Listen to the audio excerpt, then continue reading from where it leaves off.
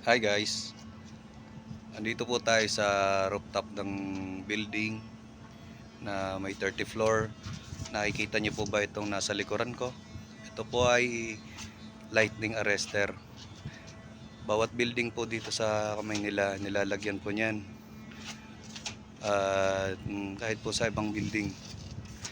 Yan po ay nagsisilbing protection sa kidlat, sa mga thunderbolts na daan libong voltahe na pinoproduce. Once nag-strike diyan ng ang kidlat, ina-absorb lang po niyan at ibinabato sa ground para ma-safe po yung building, lahat ng electrical sa building hindi mag-short circuit, hindi ma-damage ang mga appliances at mga sari-saring electrical systems. Yan lang po guys.